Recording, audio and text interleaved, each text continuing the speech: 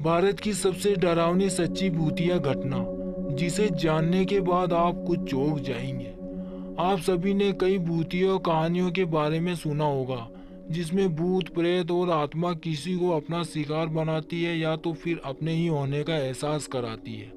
आज हम आपको ऐसी ही भारत की सबसे डरावनी सच्ची भूतिया घटना के बारे में बताने जा रहे हैं, तो प्लीज़ इस कहानी को एंड तक जरूर सुनिएगा। रोहित जो जिला मेरठ उत्तर प्रदेश का रहने वाला था। रोहित पैसे से डॉक्टर है और उसे काम के सिलसिले में दूसरे शहरों और अस्पतालों में जाना पड़ता था।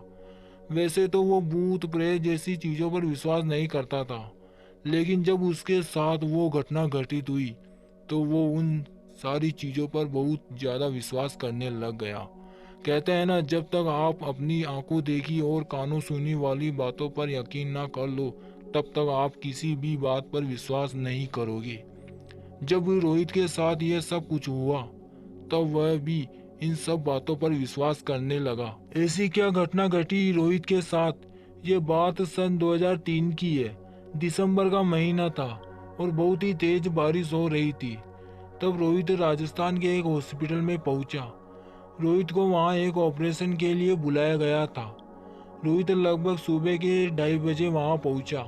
उसके वहां आने पर पता चला कि ऑपरेशन तो 2 बजे होना था। तो रोहित वहां की कैंटीन में जाकर बैठ गया और कॉफ़ी मशीन से कॉफ़ी ली। रोहित उस कैंटीन में अकेला था। उसके अलावा कोई भी आदमी वहां मौजूद नहीं था। रोहित बैठ गया। लगभग 3 बजे उसे किसी के होने का एहसास हुआ। उसने पीछे मुड़कर देखा तो वहां कोई भी नहीं था। उसने फिर से अपनी कॉफ़ी की ओर देखा। तभी उसके बालों में किसी ने जोर से फूंक मारी। वह तुरंत अपनी सीट से खड़ा हो गया और घबराकर इधर उधर देखने लगा। वह सोचने लगा कि यह सच था या फिर भ्रम। वह तुरंत ही अटेंडेंट के पास गया और उसको सब कुछ बताने लग गया, लेकिन वह उसकी किसी भी बात पर विश्वास नहीं कर रहा था। वह कहने लगा, सर, हवा चल रही है इसलिए आपको ऐसा लग रहा होगा। उसने सोचा शायद वो ठीक ही कह रहा है, क्योंकि हवा भी बहुत तेज चल रही थी। उसने सोचा थोड़ी देर सो लिया जाए और वह सोने चला गया। रोहित के लेटने के कुछ देर बाद उसको किसी की पायल की आवाज़ सुनाई देने लगी। उसने उठकर देखना चाहा कि वहाँ कौन है, लेकिन अंधेरे के कारण कुछ भी दिख नहीं रहा था।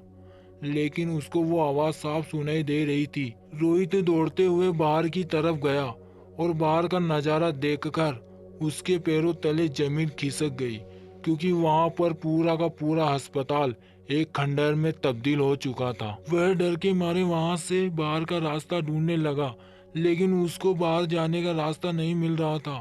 तभी उसे कुछ लोगों की आवाज़ आई। उसकी जान में जान आई। उसे वो लगा कि यहाँ मैं अकेला नहीं हूँ। वो आवाज़ का पीछा करते हुए फर्स्ट फ्लोर पर जा पहुंचा। उसने पाया कि उस फ्लोर के तीसरे रूम में बहुत सारे लोगों की आवाज़ें आ रही है। रूम में लगभग 20 से 25 लोग आपस में बात कर रहे थे। जैसे ही रोहित रूम में दाखिल हुआ, वो लोग एकदम से शांत हो गए और रोहित की तरफ देखने लगे।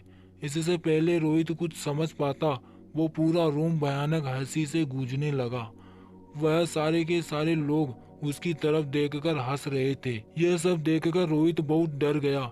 इससे पहले रोहित बाहर भाग पाता, उस रूम का दरवाजा अपने आप ही बंद हो गया। रोहित जोर जोर से चिल्लाने लगा और दरवाजे को पीटने लगा।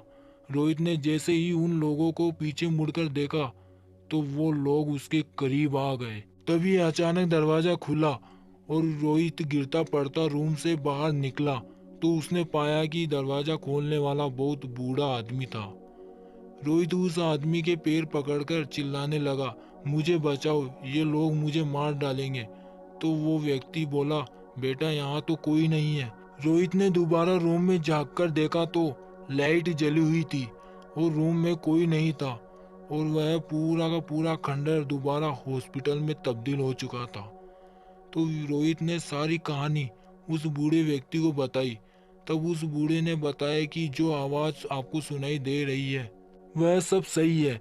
यहाँ पर अस्पताल बनने से पहले एक कब्रिस्तान हुआ करता था। कब्रिस्तान को तोड़कर ही इस अस्पताल को बनाया गया है। इसलिए यहाँ पर बहुत सारे लोगों को ये आवाज़ें सुनाई देती है। तब रोहित तुरंत वहाँ से निकला और घर चला गया।